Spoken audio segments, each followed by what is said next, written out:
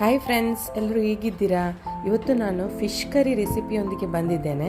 Fish curry ಅಂದರೆ normal fish curry ಅಲ್ಲ, ಇದಕ್ಕೆ ಮ್ಯಾಂಗೋ ಹಾಕಿ ಹೇಗೆ ಫಿಶ್ ಕರಿ ನಾನು ಯಾವ ರೀತಿ ಮಾಡ್ತೇನಂತ ನಿಮಗೆ ತೋರಿಸ್ತೇನೆ. ನೋಡಿ, ಇಲ್ಲಿ ನಾನು 4 ಸುಲ್ತಾನ್ ಇಬ್ರಾಹಿಂ ಮೀನು ತಗೊಂಡಿದ್ದೇನೆ. ಅಂದರೆ ನಮಗೆ ಇಲ್ಲಿ ದುಬೈಯಲ್ಲಿ ಇದೆ, ಈ ಮೀನಿಗೆ ಸುಲ್ತಾನ್ ಇಬ್ರಾಹಿಂ ಅಂತ ಹೇಳ್ತಾರೆ.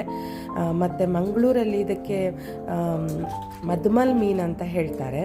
ಇದನ್ನು ನಾನು ನೋಡಿ, ದೊಡ್ಡದುಂಟು ಇದು ಮೀನು. ಇದನ್ನು ನಾನು ಒಂದು ಮೀನನ್ನು ನೋಡಿ 2 ತುಂಡು ಮಾಡಿ ಇಟ್ಟಿದ್ದೇನೆ. ಇದರಲ್ಲಿ ನಾನು 3 ತುಂಡು ಫ್ರೈ ಮಾಡಲಿಕ್ಕೆ ಇರ್ತೇನೆ, ಮತ್ತು ಬಾಕಿದು ಎಲ್ಲ ನಾನು ಕರಿಗೆ ಹಾಕ್ತೇನೆ. ಈಗ ಇದಕ್ಕೆ ಸ್ವಲ್ಪ ಅರಸಿನ ಹುಡಿ ಮತ್ತು ಉಪ್ಪು ಮತ್ತು ಇದಕ್ಕೆ ವಿನೆಗರ್ ಹಾಕಿ, ವಿನೆಗರ್ ಇಲ್ಲದಿದ್ದರೆ ಲಿಂಬೆ ರಸ ಕೂಡ ಹಾಕ್ಬೋದು. ಇದನ್ನು ಹಾಕಿ ಒಂದು ಅರ್ಧ ಗಂಟೆ ಮ್ಯಾರಿನೇಟ್ ಮಾಡಿ ಇಡಬೇಕು.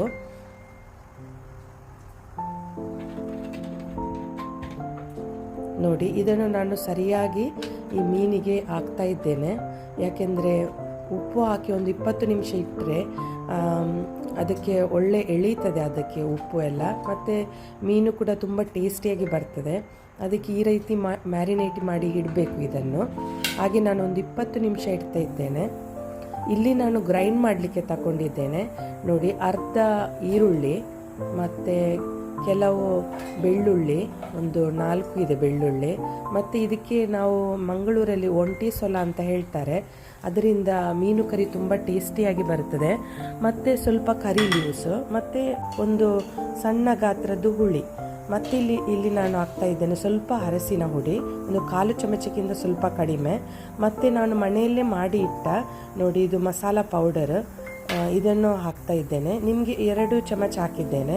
ನಿಮಗೆ ಬೇಕಾದರೆ 7-8 ಕಾಶ್ಮೀರಿ ಚಿಲ್ಲಿ, ಮತ್ತು ಒಂದು ಚಮಚ ಕೊತ್ತಂಬರಿ, ಮತ್ತು ಅರ್ಧ ಚಮಚ ಜೀರಿಗೆ, ಅರ್ಧ ಚಮಚಕ್ಕಿಂತ ಸ್ವಲ್ಪ ಕಡಿಮೆ ಮೆಂತೆ ಕಾಳು ಹಾಕ್ಬೋದು, ಮತ್ತು 5-6 ಪೆಪ್ಪರ್ ಕಾರ್ನ್, ಇಷ್ಟುವೆಲ್ಲ ಹಾಕಿ, ಮತ್ತು ನಾನು ಹಾಕಿದ್ದೇನೆ ಗ್ರೇಟೆಡ್ ಕೋಕೋನಟ್, ನೀವು ನೋಡ್ಬೋದು ಒಂದು ಅರ್ಧ ಕಪ್ ಹಾಕಿದ್ದೇನೆ. ಇದೆಲ್ಲವನ್ನು ಹಾಕಿ ಸರಿಯಾಗಿ ಗ್ರೈಂಡ್ ಮಾಡಬೇಕು. ಇಲ್ಲಿ ನಾನು ನೋಡಿ ಮಣ್ಣಿನ ಪಾತ್ರೆಯನ್ನು ಇಟ್ಟಿದ್ದೇನೆ. ಇದಕ್ಕೆ ತೆಂಗಿನ ಎಣ್ಣೆ ಹಾಕಿ ಅದು ಬಿಸಿ ಆದಮೇಲೆ ಅದಕ್ಕೆ ಅದು ಅರ್ಧ ಉಳಿದಿತ್ತಲ್ಲ ಈರುಳ್ಳಿ, ಅದನ್ನು ನಾನು ಕಟ್ ಮಾಡಿ ಹಾಕಿದ್ದೇನೆ. ನೋಡಿ, ಈಗ ನಾನು ಹಾಕ್ತಾ ಇದ್ದೇನೆ ರಾ ಮ್ಯಾಂಗೋ. ನೀವು ನೋಡ್ಬೋದು ಒಂದು 4-5 ತುಂಡು ಉಂಟು ರಾ ಮ್ಯಾಂಗೋ, ಅದನ್ನು ಕೂಡ ಹಾಕಿ ನೋಡಿ ಈ ಎಣ್ಣೆಯಲ್ಲಿ ಫ್ರೈ ಮಾಡ್ತಾ ಇದ್ದೇನೆ. ಇದಕ್ಕೆ ಕರಿ ಲೀವ್ಸ್ ಕೂಡ ಹಾಕಿದ್ದೇನೆ, ಕರಿಬೇವಿನ ಎಲೆ. ಇಷ್ಟೆಲ್ಲವನ್ನು ಸ್ವಲ್ಪ ಹೊತ್ತು ಒಂದು 10 ನಿಮಿಷ ಫ್ರೈ ಮಾಡಬೇಕು. ಈಗ ನಾನು ಗ್ರೈಂಡ್ ಮಾಡಿ ಇಟ್ಟ ಮಸಾಲವನ್ನು ಇದಕ್ಕೆ ಹಾಕ್ತಾ ಇದ್ದೇನೆ. ನೋಡಿ, ಇನ್ನು ಸ್ವಲ್ಪ ಇದು ದಪ್ಪ ಉಂಟಲ್ಲ, ಹಾಗೆ ಇನ್ನೂ ಸ್ವಲ್ಪ ನೀರಲ್ಲಿ ಇದು ಮಾಡಿ ಅದನ್ನು ಹಾಕಬೇಕು. ಈಗ ಈ ಮಸಾಲವನ್ನು ಒಂದು 5 ನಿಮಿಷ ಆದರೂ ಈ ಎಣ್ಣೆಯಲ್ಲಿ ಸರಿಯಾಗಿ ಫ್ರೈ ಮಾಡಬೇಕು. ತುಂಬ ಫ್ರೈ ಮಾಡುವ ಅಗತ್ಯ ಇಲ್ಲ, ಸ್ವಲ್ಪ ಹೊತ್ತು ಫ್ರೈ ಮಾಡಿದರೆ ಸಾಕು. ಈ ರೀತಿ ಫಿಶ್ ಕರಿ ಮಾಡಿ ನೋಡಿ, ಮ್ಯಾಂಗೋ ಹಾಕಿ ತುಂಬ ಒಳ್ಳೆಯದು ಬರ್ತದೆ. ಮತ್ತು ಕರಿದು ಟೇಸ್ಟೇ ಚೇಂಜ್ ಆಗುತ್ತೆ. ಅಂದರೆ ಒಂಥರ ಟ್ಯಾಂಗಿ, ಅಂದರೆ ಒಂಥರ ಹುಳಿ ಟೈಪ್, ತುಂಬ ಹುಳಿ ಅಲ್ಲ, ಟ್ಯಾಂಗಿ ಟೈಪಲ್ಲಿ ಟೇಸ್ಟ್ ಬರುತ್ತೆ. ಮತ್ತು ಇದಕ್ಕೆ ನೋಡಿ ನಾನು ಇನ್ನೂ ಸ್ವಲ್ಪ ನೀರು ಹಾಕಿ ಇದರ ಹದವನ್ನು ನೋಡ್ತಾ ಇದ್ದೇನೆ. ನೋಡಿ, ಈ ಥರ ಹದ ಬೇಕು. ತುಂಬ ದಪ್ಪ ಮಾಡಲಿಕ್ಕೆ ಹೋಗಬೇಡಿ, ಯಾಕೆಂದರೆ ಮಣ್ಣಿನ ಪಾತ್ರೆಯಲ್ಲಿ ಇನ್ನೂ ಗ್ಯಾಸ್ ಬಂದ್ ಮಾಡಿದ ನಂತರ ಇನ್ನೂ ಅದು ಕುದೀತದೆ ಮತ್ತು ಅದು ಇನ್ನೂ ದಪ್ಪ ಆಗ್ತದೆ, ಅದಕ್ಕೋಸ್ಕರ. ಮತ್ತು ಒಂದು ಬಾಯ್ಲ್ ಬಂದ ನಂತರ ಈ ಮೀನನ್ನು ನೋಡಿ ಮ್ಯಾರಿನೇಟ್ ಮಾಡಿ ಇಟ್ಟ ಮೀನನ್ನು ಇದಕ್ಕೆ ಹಾಕ್ತಾ ಇದ್ದೇನೆ. ನೋಡಿ,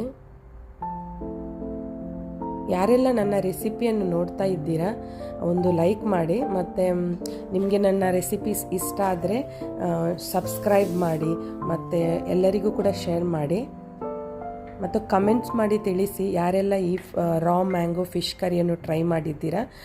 ಕಮೆಂಟ್ಸ್ ಮೂಲಕ ನನಗೆ ತಿಳಿಸಿ ಹೇಗೆ ಬಂದಿದೆ ಅಂತ. ನೋಡಿ, ಈ ರೀತಿ ಒಂದು ಬಾಯ್ಲ್ ಬರಬೇಕು, ಅಷ್ಟರ ತನಕ ನೋಡಿ ಅದು ಮೀನು ಒಳ್ಳೆ ಮಾಡಿ ಬೇಯಬೇಕು. ಒಂದು 10 ನಿಮಿಷ 5 ನಿಮಿಷ ಇಟ್ಟರೆ ಕೂಡ ಒಳ್ಳೆ ಬೇಯ್ತದೆ. ಮೀನು ಫಾಸ್ಟಾಗಿ ಅದು ಬೇಯ್ತದೆ. ಮತ್ತು ಉಪ್ಪು ನೋಡಿ, ರುಚಿಗೆ ತಕ್ಕಷ್ಟು ಉಪ್ಪು ಹಾಕಿ, ಯಾಕೆಂದರೆ ಮೀನಿಗೆ ಕೂಡ ನಾವು ಮ್ಯಾರಿನೇಟ್ ಮಾಡಿ ಇಡುವಾಗ ಉಪ್ಪು ಹಾಕಿದ್ದೇವೆ. ಹಾಗೆ ಉಪ್ಪು ನೋಡಿ ಮತ್ತು ಪುನಃ ಬೇಕಾದರೆ ಕಡಿಮೆ ಇದ್ದರೆ ಹಾಕ್ಬೋದು. ನೋಡಿ, ಉಪ್ಪು ಕಡಿಮೆ ಇತ್ತು, ಹಾಗೆ ಪುನಃ ನಾನು ಉಪ್ಪು ಹಾಕಿದೆ. ನೋಡಿ, ಮೀನು ಒಳ್ಳೆ ರೀತಿ ಬೆಂದಿದೆ. ನೋಡಿ ಎಷ್ಟು ಚೆನ್ನಾಗಿ ಬಂದಿದೆ ಅಂದರೆ ತುಂಬ, ಇದು ಬಾಯ್ಲ್ಡ್ ರೈಸ್ ಜೊತೆಗೆ ತಿನ್ನಲಿಕ್ಕೆ ತುಂಬ ಒಳ್ಳೆಯದಾಗ್ತದೆ. ಗ್ರೈಂಡ್ ಮಾಡುವಾಗ ತೆಂಗಿನ ತುರಿಯ ಬದಲು ಮತ್ತು ಲಾಸ್ಟಿಗೆ ಕರಿಗೆ ಇದು ತೆಂಗಿನ ಹಾಲು ಹಾಕಿದರೂ ಒಳ್ಳೆಯದಾಗ್ತದೆ. ನಾಳೆ ಬರ್ತೇನೆ ಇನ್ನೊಂದು ರೆಸಿಪಿ ಜೊತೆ. ಬಾಯ್ ಬಾಯ್, ಟೇಕ್ ಕೇರ್.